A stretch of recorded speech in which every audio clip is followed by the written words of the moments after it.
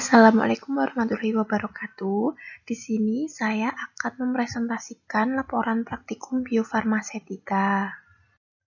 Kami dari kelompok 5 dengan anggota ada Ahda Maulida, kemudian Febrianto Eko, kemudian saya sendiri Istiqomah Ulfa, kemudian ada Mbak Nurvita Koirina, dan yang terakhir Mbak Tuti Widowati. Judul dari laporan praktikum yang akan saya presentasikan yaitu distribusi dan ekskresi tetes mata kloromfenikol. Tujuan praktikumnya yaitu mahasiswa mengetahui dan memahami distribusi dan ekskresi obat yang diberikan atau dipakai secara topikal, yaitu dengan tetes mata.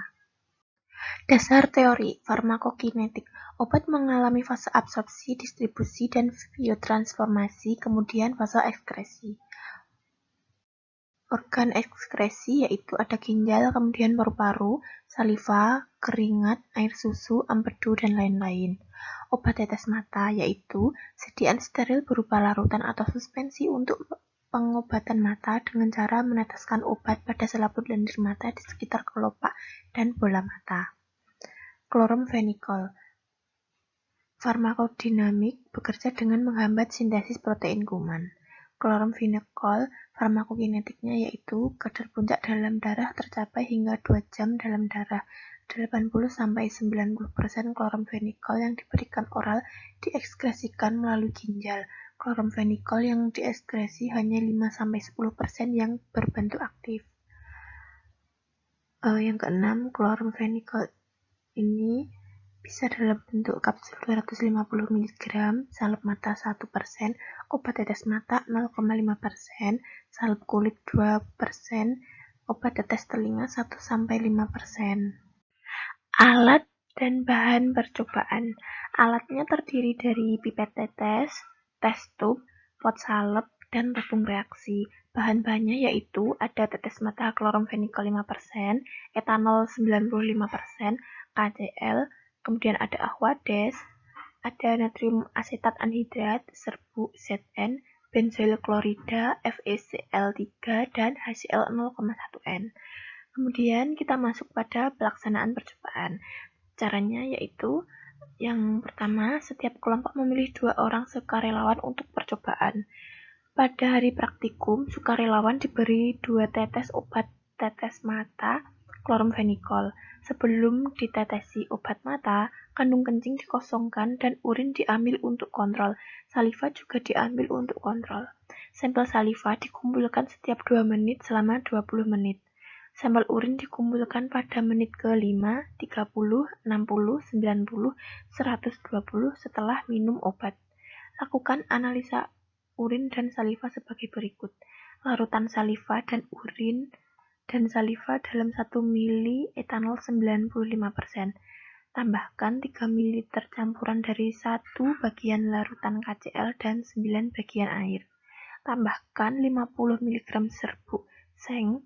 Kemudian panaskan di atas pemanas air selama 10 menit. Endap, tuangkan. Tambahkan 10 mg natrium asetat anhidrat dan 2 tetes benzoil klorida. Kocok selama 10 menit. Tambahkan 0,5 ml larutan FeCl3. Jika perlu, tambahkan HCl encer secukupnya hingga terjadi larutan jernih. Terjadi perubahan warna violet merah sampai ungu. Hasil pengamatan. Berikut adalah tabel pengamatannya. Saliva dengan kontrol 2, 4, 6, 8, 10, 12, 14, 16, 18, dan 20 semua adalah negatif. Pembahasan. Obat tetes mata kloromfenikol diekskresi setelah 3-4 jam sesudah obat diberikan. Pada praktikum dilakukan uji pada saliva. Sukarelawan diberikan kloromfenikol tetes mata. Setelah pemberian kloromfenikol, obat diabsorpsi melalui kornea dan konjungtiva. Selanjutnya melalui humor aqueous. Absorpsi terjadi lebih cepat bila kornea mengalami infeksi. Absorpsi sistemik dapat terjadi melalui saluran nasolacrimal. Jalur ekskresi kloromfenikol utamanya melalui urin. Obat ini mengalami inaktivasi di hati. Saliva Pembanding diambil setiap 2 menit setelah pemberian obat tetes mata kloromfenikol. Berdasarkan hasil pengamatan pada saliva, semua menunjukkan nilai negatif, baik kontrol maupun pembanding, dengan tidak memberikan hasil reaksi warna violet, merah, sampai ungu. Hasil pengamatan negatif diduga karena reagen yang digunakan terkontaminasi dan sampel, yaitu saliva, pembanding kemungkinan belum mengandung obat yang diekskresi, karena kloromfenikol itu sendiri diekskresikan setelah 3-4 jam setelah obat itu diberikan. Demikian presentasi dari kelompok 5, kurang lebihnya mohon maaf, semoga bermanfaat untuk kita semua.